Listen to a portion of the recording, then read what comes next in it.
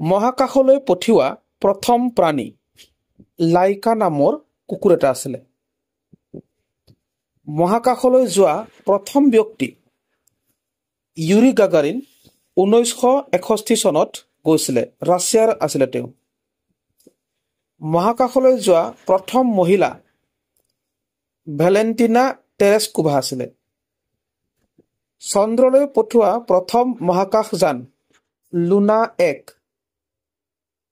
চন্দ্ৰপৃষ্ঠত অৱতৰণ কৰা প্ৰথম ব্যক্তি নীল আৰ্মষ্ট্ৰং 1969 চনত গৈছিলে। তেওঁ আমেৰিকা যুক্তৰাষ্ট্ৰৰ মহাকাশ গৱেষণা সংস্থা নাছাই পঠিওৱা এপ'লো 11 যানখনত চন্দ্ৰলৈ গৈছিল। তেওঁৰ লগত যোৱা এডুইন এল্ড্ৰিনেও চন্দ্ৰত অৱতৰণ কৰিছিল।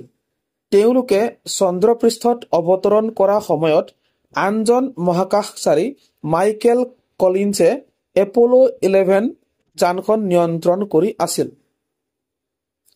চন্দ্ৰলৈ যান পঠিওৱা দেশ 4খন: আমেৰিকা যুক্তৰাষ্ট্ৰ, ৰাছিয়া, চীন আৰু ভাৰত।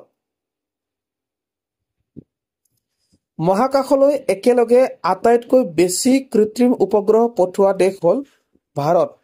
মুঠ 104টা উপগ্ৰহ একেলগে প্ৰক্ষেপণ কৰিছিল। নাছাৰ ফুল মিনিং হৈছে নেশ্যনেল এৰ'নটিকেল স্পেচ এডমিনিষ্ট্ৰেশ্যন। ইছৰোৰ ফুল মিনিং হৈছে ইণ্ডিয়ান স্পেচ ৰিচাৰ্চ অৰ্গেনাইজেশ্যন।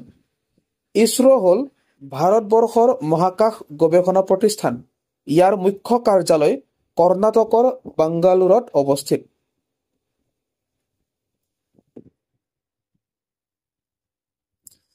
ভাৰতবৰ্ষই পঠিওৱা প্ৰথম কৃত্ৰিম উপগ্ৰহ আছিল আৰ্যভট্ট।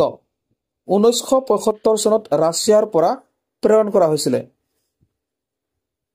ভাৰতৰ পৰা পঠিওৱা প্ৰথম কৃত্ৰিম উপগ্ৰহ আছিলে ৰোহিণী।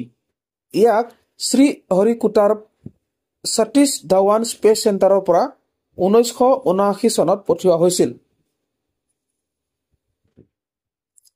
ভাৰতীয় মহাকাশ গৱেষণাৰ পিতৃ ডক্টৰ বিক্ৰম সাৰাভাই, ভাৰতৰ প্ৰথম মহাকাশচাৰী ৰাকেশ শৰ্মা, ভাৰতৰ প্ৰথম মহিলা মহাকাশচাৰী কল্পনা চাওলা।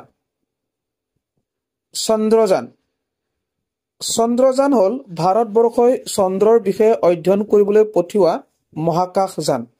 2008 চনত চন্দ্ৰযান 1 আৰু 2019 চনত চন্দ্ৰযান 2 ইছৰোৱে চন্দ্ৰলৈ প্ৰেৰণ কৰিছিল যদিও 1968 চনত চৰকাৰে প্ৰণয়ন কৰে অসম ৰাষ্ট্ৰীয় উদ্যান আইন, আৰু এই আইনৰ জৰিয়তে কাজিৰঙাক ৰাষ্ট্ৰীয় উদ্যানৰ মৰ্যাদা দিয়া হয়। চন্দ্ৰযান 3 1974 চনৰ 11 ফেব্ৰুৱাৰী তাৰিখে কেন্দ্ৰীয় চৰকাৰে 430 বৰ্গ কিলোমিটাৰ মাটিকালিৰে আগুৰা কাজিৰঙাক আনুষ্ঠানিকভাৱে ৰাষ্ট্ৰীয় উদ্যানৰ স্বীকৃতি দিয়ে।